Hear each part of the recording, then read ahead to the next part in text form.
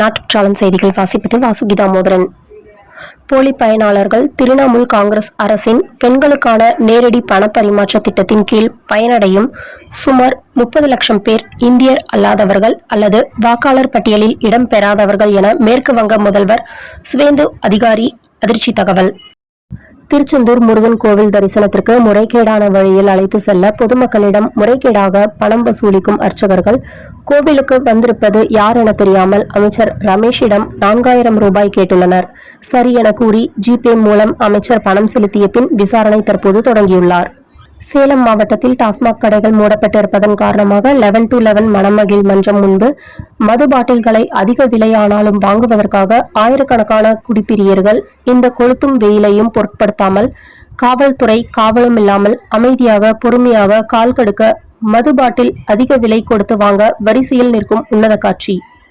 கேரளாவில் ஆட்சி மாற்றம் ஏற்பட்டவுடன் 404 ஏக்கர் முன்னம்பம் நிலத்தை சொந்தம் கொண்டாடும் வக்பு வாரியம். வக்பு வாரியத்தை கலைக்க கோரிக்கை வைத்து ஆயிரக்கணக்கான அப்பகுதி கிறிஸ்தவர்கள் போர்க்கொடி தூக்கியுள்ளனர். திருச்செந்தூர் முருகன் கோவிலில் வேலை செய்த 5 பேர் மீது நடவடிக்கை. அறநிலையத்துறை அமைச்சர் ரமேஷிடம் விவரம் தெரியாமல் லஞ்சம் வாங்கிய விவகாரம். திருச்செந்தூர் கோவில் பாதுகாவலர்கள் 2 பேர் டிஸ்மிஸ். முடியிறக்கம் தொழிலாளர்கள் 2 பேர் சஸ்பெண்ட். ஒரு அர்ச்சகர் ஐயப்பன் கோவிலில் பூஜை செய்ய தடை. ஷாமலாபுரத்தில் இருந்து மங்களம் சென்ற கார் சின்னப்புத்தூர் பஸ் நிறுத்தம் பகுதியில் சாலையோரத்தில் இருந்த சுவர் மீது கார் மோதியது. சுவர் இடிந்து விழுந்தது. காரின் முன்புறம் நொறுங்கியது. காரில் இருந்த முன்புற ஏர்பேக்குகள் ஓபன் ஆனதால் காரில் முன்புறம் இருந்த 2 பேர் தப்பித்தனர். காரில் பின்புறம் இருந்த 2 பேருக்கு காயம் ஏற்பட்டது. இச்சம்பவம் குறித்து மங்களம் போலீசார் விசாரணை நடத்தி வருகின்றனர்.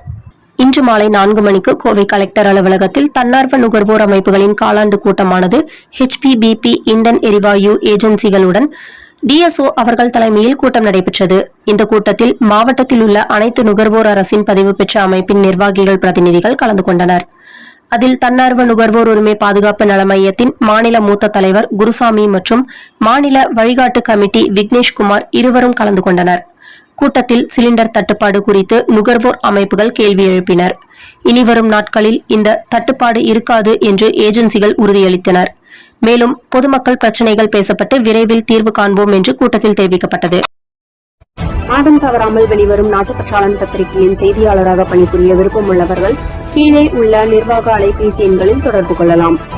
7947 78915 மற்றொரு எண் 994434 410033. நாட்டுப்பற்றாளன் யூடியூப் சேனலில் விளம்பரம் செய்து பயன்பெறுங்கள்.